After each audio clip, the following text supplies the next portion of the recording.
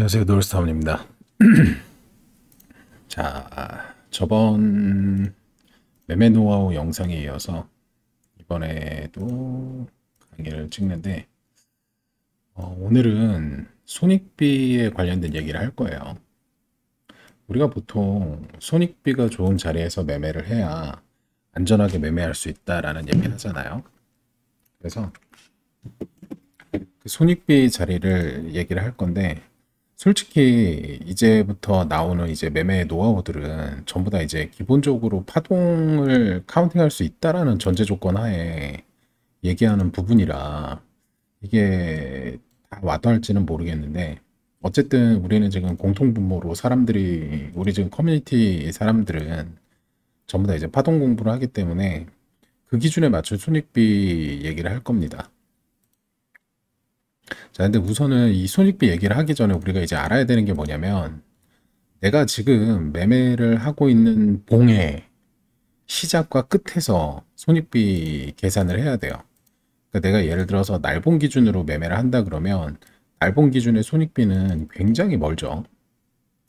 요런 데가 이제 손익비가 되는 거예요. 요런 자리. 그러니까 어떠한 파동의 끝과 끝 지점, 끝과 시작 지점, 이런 부분들이 이제 전부 다 이제 손익비가 되는 구간인데, 요런 데를 이제 찾아서 먹는 게 손익비가 좋다라는 얘기를 하죠. 그러니까 뭐 현물 거래를 하는 사람들도 마찬가지인 것 같아요.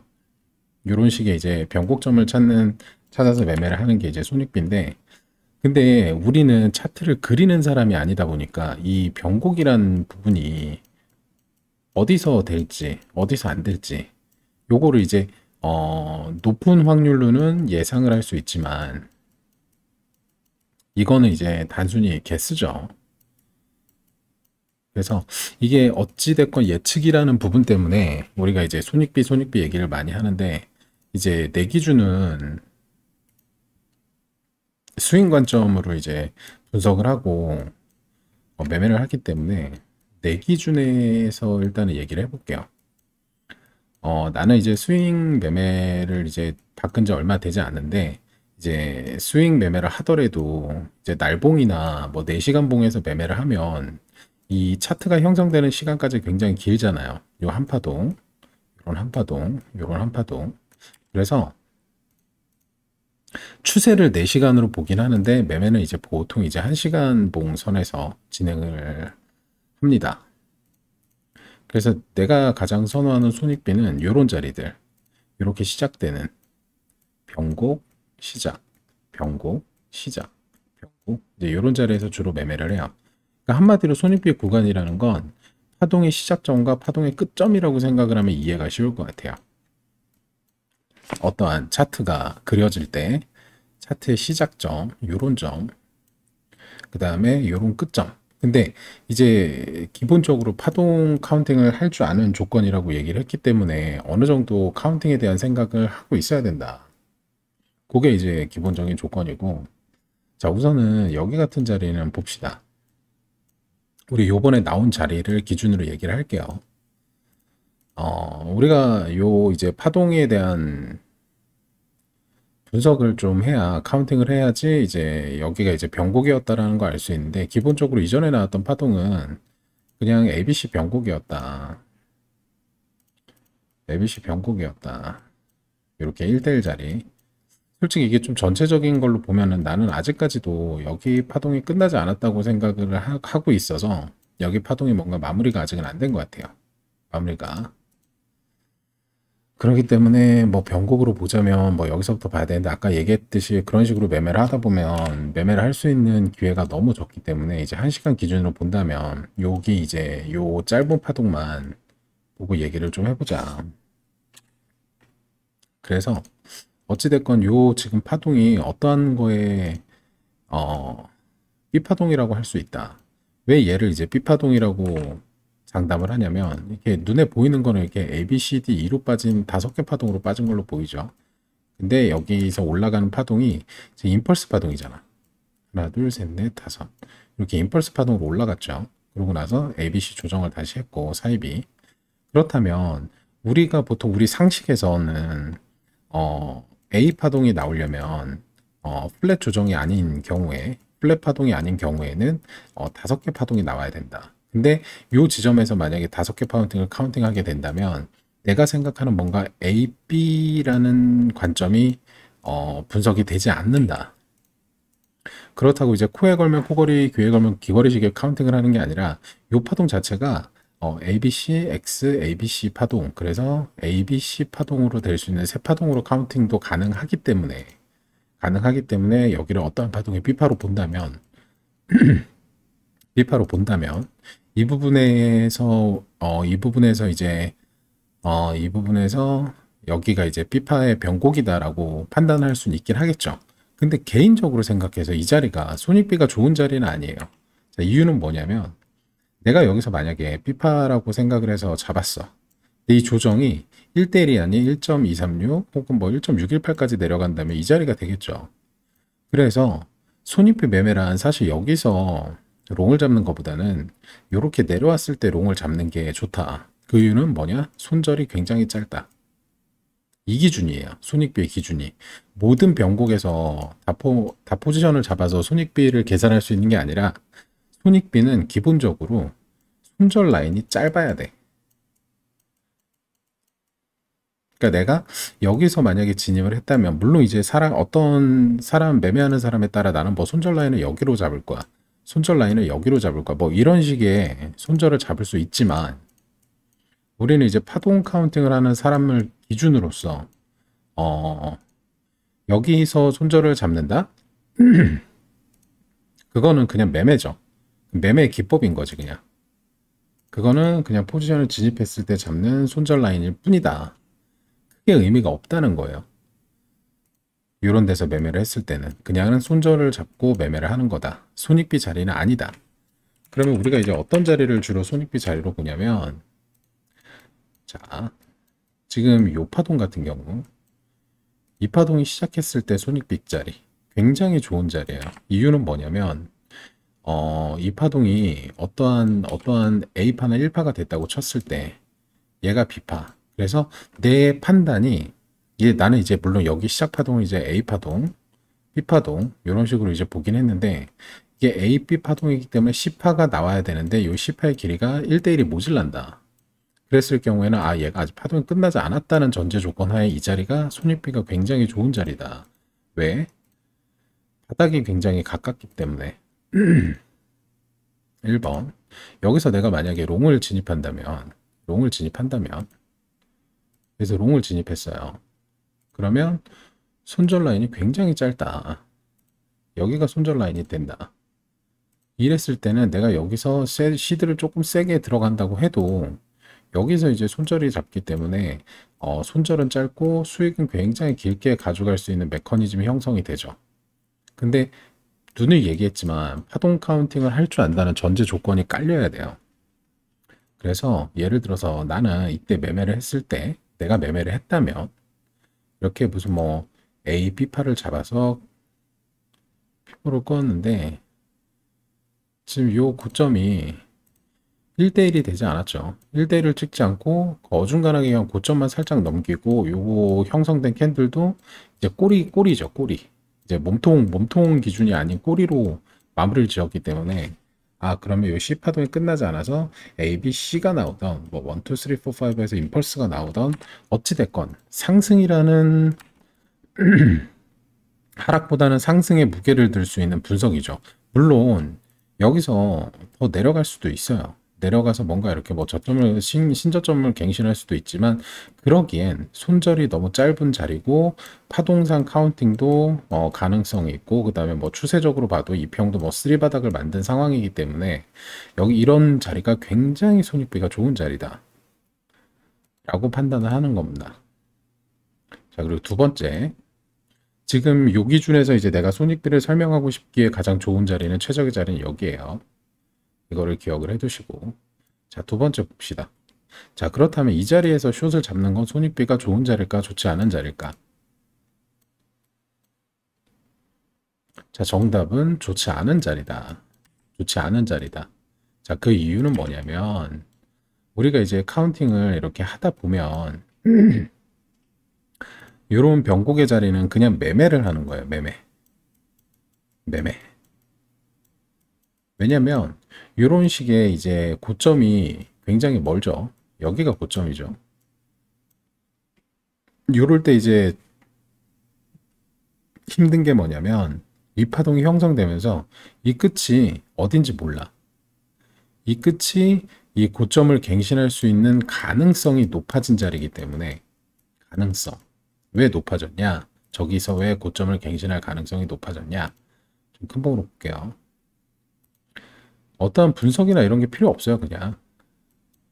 그냥 이성적으로 차트를 딱 봤을 때 어떤 차트가 변곡이 와서 추세를 바꿀 때 물론 뭐 이동평균선도 보고 채널도 보고 뭐 이런 식으로 여러 가지 지표를 이용할 수 있지만 기본적으로 이 캔들상 본다면 어쨌든 아직까지는 저점을 낮추고 가는 상황이다.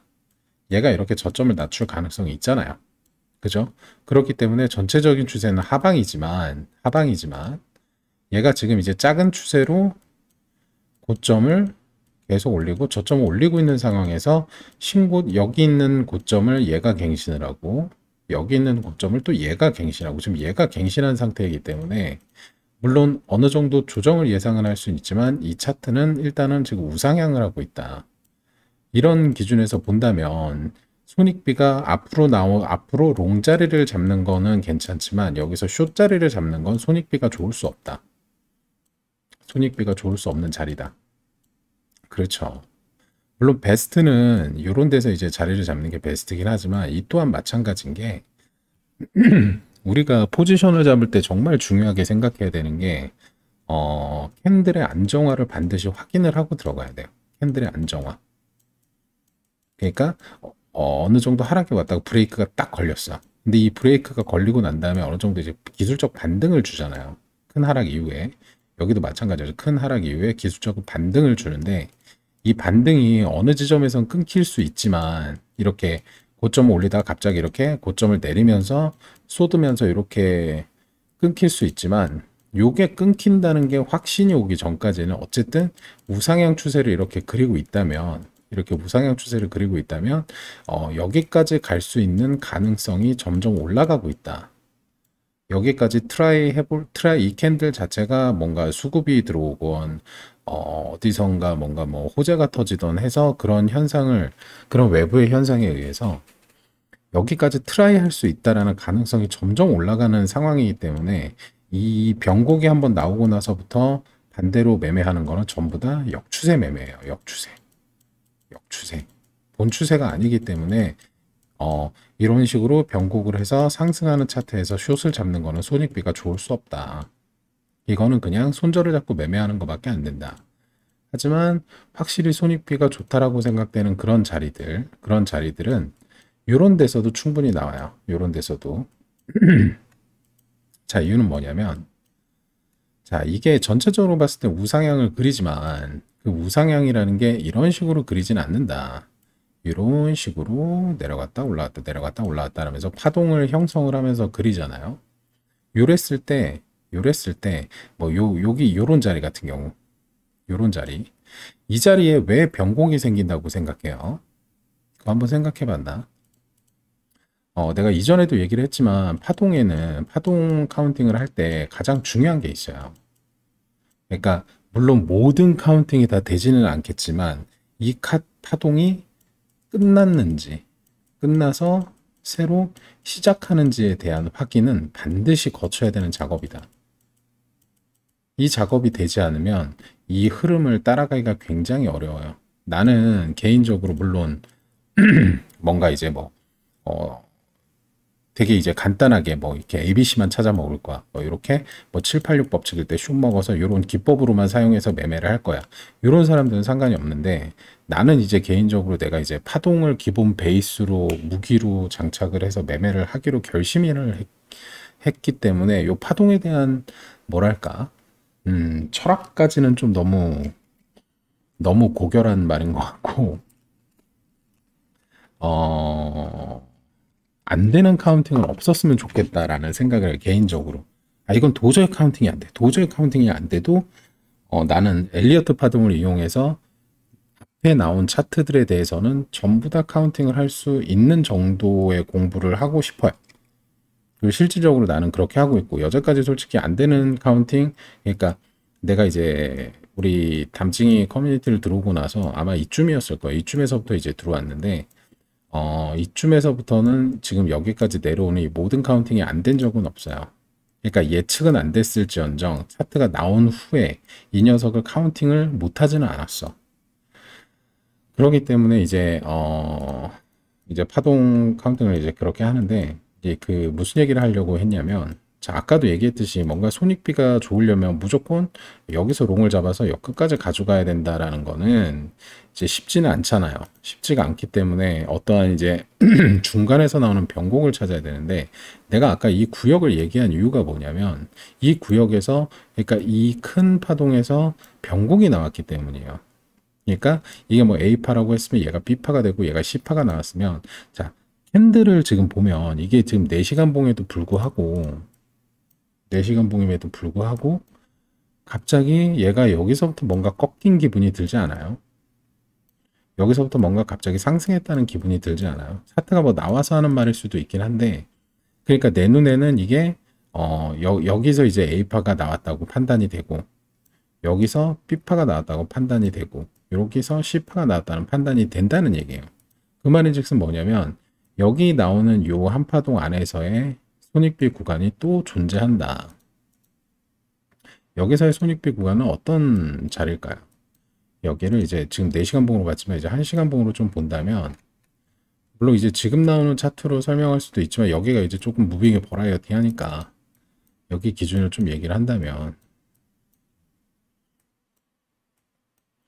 여기서 이제 베스트 손익비 자리는 어딜까 생각을 하면, 나는 이제 개인적으로 베스트 손익비 자리가 이 자리, 이 자리, 그리고 이 자리, 물론 뭐 이 자리도 될 수 있고, 이렇게 지금 대충 눈에 보이는 자리가 이 자리예요. 그러면 이 자리들의 공통점이 있을 거예요. 이 네 자리에 이 자리, 이 자리, 이 자리, 이 자리, 아니다, 이 자리. 이 자리의 공통점은 뭐냐? 스탑로스가 굉장히 짧죠. 자, 여기 고점이에요. 자, 여기 저점이야. 여기 저점이야. 자, 이런 식으로 본다면 내가 여기서 롱을 잡았을 때 손익비 진짜 좋죠. 내가 여기서 롱을 잡았을 때 여기도 손익비가 좋은 자리. 그죠? 그러니까 요런 기준으로 매매를 한다는 게 이제 손익비 매매인 거예요. 이런데 숏자리. 와, 환상이죠. 이런데 숏자리. 물론 요 안에 이제 내부 카운팅을 해야겠지만, 그 카운팅이 아니더라도, 물론 이제 그쵸, 아니더라는 말을 하면 안 되겠다. 여기서 자리를 잡는다는 건 정말 손익비가 좋은 자리죠. 요 자리, 요런 자리, 요런 자리도 손익비가 좋은 자리고, 손절이 짧으니까 여기서는 손절이 바로 위, 여기서는 손절이 바로 밑, 여기서 손절이 조금 이제 길이가 있긴 하지만 뭐 3, 400틱 정도, 3, 400틱 정도. 그래서 우리가 이제 기본적으로 얘기하는 손익비 매매 자리는 손절 라인이 가까워야 되는 조건이 있다. 그 손절 라인이 가깝다, 가깝지 않다의 가깝지 않다의 기준으로 손익비 매매 자리를 반드시 봐야 되고, 이제 그게 아니라면 일반적인 다른 구간은 그냥 손절을 잡고 매매하는 정도, 포지션을 잡는 정도라고 판단을 하면 될 것 같아요. 근데 또 모르지. 내가 만약에 나는 뭐 이제 1시간을 추세로 보고 15분 봉을 기준점으로 매매를 한다 그러면 그렇게도 할 수 있죠. 그렇게 하면 그 기준으로 손익비를 잡으면 돼요. 예를 들어서 여기 이제 A파가 나오고 내가 생각한 B파가 있다. 그러면 뭐 이런 자리도 손익비가 나쁘지 않은 자리긴 하죠. 물론 손절이 이렇게 있긴 하지만 어찌됐건 얘가 이렇게 한번 눌림을 주면서 하락 추세를 일단은 만들었기 때문에, 솔직히 우리가 여기서 숏을 잡는 이유는 뭐냐면 여기가 이제 추세를 형성하는 라인이기 때문이에요. 이런 식으로 추세를 형성할 수 있는 라인이기 때문이야. 여기서 사실은 매매로 보자면 사실 베스트 숏 자리는 여기죠. 이미 여기서 숏을 잡지 않았다면 베스트 숏 자리는 여기다. 여기. 야, 그 이유는 뭐냐면 지금 요 캔들과 캔들 사이가 멀잖아요. 여기 손익비 구간으로 따지면 그렇게 좋은 자리는 아닌데 여기서의 손익비 자리는 어떤 식으로 판단해야 되냐면 일단 추세가 이렇게 형성이 됐기 때문에 여기 나오는 캔들이 이 추세를 깬다 싶으면은 손절을 하면 돼요. 그러니까 이때는 손절 라인이 캔들 기준이 아니라 이제 추세 채널의 기준인 거죠. 추세 채널의 기준으로 손절 라인을 잡으면 그 또한 좋은 포지션이 될 수 있다. 손익비가 나올 수 있다. 만약에 여기서 이제 손익비가 좋다 안 좋다라는 얘기를 할 수 없는 이유는 뭐냐면 여기는 솔직히 아직까지도 이게 뭐 이런 식으로 어거지로 구워서 상승 추세 라인이다라고 얘기를 할 수는 있지만 이 솔직히 이 추세라는 거는 깨라고 있는 자리예요. 이런 자리는 이렇게 깨라고 있는 자리야. 여기도 마찬가지로 이렇게 깨라고 있는 이런 식으로 이제 깨라고 있는 자리이기 때문에 100% 신뢰할 수 없는 100% 신뢰할 수 없는 그런 자리죠. 저 자리를 안 깬다라고 생각하고 매매를 하면은 굉장히 위험해. 여기처럼 숏을 잡았는데 얘가 갑자기 추세를 깨고 이렇게 롱으로 간다. 이랬을 때는 무조건 손절을 쳐야 되는 자리예요. 숏 손절을. 그래서 이제 가끔 이제 뭐 또 다른 유명한 사람들이 얘기를 하길 여기를 뚫으면 자기는 추가 롱을 타겠다. 뭐 이런 사람들은 대부분 이제 추세를 보고 얘기를 한다든지 혹은 이제 파동, 물론 이제 추세만 보고 얘기는 하지 않겠죠. 추세 플러스 파동 카운팅까지 해가지고 얘가 만약에 여기서 ABC를 그렸는데 얘가 여기서 떨어지지 않는다 그러면 이 상태로 얘가 파동이 오르면서 여기 ABC 조정을 했기 때문에 만약에 이게 임펄스였거나 뭔가 5개 파동에 A파가 나왔다면 이게 ABC B파 조정을 하고 뭐 이렇게 뭐 임펄스 상승이 나올 수 있다든지 뭐 임펄스 ABC가 났다든지 이런 거를 생각해서 여기서 추격 롱을 탈 수 있는 거예요. 자, 그래서 오늘 이렇게 짧게나마 손익비 얘기를 했지만 또 정리를 해야지. 자, 손익비란 캔들 손익비가 있고 채널 손익비. 채널이라고 하기엔 너무 뭉뚱거리니까 추세라고 합시다. 그러니까 채널이라고 얘기하면 채널만 보고 그렇게 한다라고 생각할 수 있으니까 이평을 보고도 손절을 할 수 있고 캔들을 보고도 손절 라인을 잡을 수 있고 채널을 보고도 손절 라인을 잡을 수 있어요. 그래서 통틀어서 추세라고 한 거야. 이평, 채널, 그리고 캔들. 자, 캔들의 전저와 전고가 가까운 자리. 이 말은 어떤 의미냐면 손절 라인이 반드시 존재해야 한다. 최고의 손익비 자리는 캔들 내에서 손절 라인이 내 진입한 시드 자리에서부터 바로 나와주는 자리가 최고의 자리입니다. 자, 그리고 두 번째 추세에 관련된 손익비 라인은 요거 마찬가지 맥락인 것 같아. 손절 라인이 추세에 가까운 자리. 손절 라인이 추세. 어쨌든 TP가 스탑로스가 잡히는 자리잖아요. 이런 자리 같은 경우를 우리는 이제 매매에서 손익비가 좋은 자리다. 라고 얘기를 한다. 라고 정의할 수 있겠네요. 그 외에 이제 다른 매매를 하는 자리 같은 경우 최소한 요 이제 추세 관련된 요거라도 추세를 보면서 손절 라인을 잡을 수 있는 자리라도 있어야 매매를 할 수 있고 그런 자리에서 매매를 해야 내가 손절이 짧고 그러니까 나의 돈을 지킬 수 있는 방법을 계속 강조해도 모자르지 않은 부분인 거예요. 이런 부분에서. 그래서 자, 손익비 매매는 이런 걸 가지고 손익비 매매라고 한다. 라고 정의하도록 하겠습니다.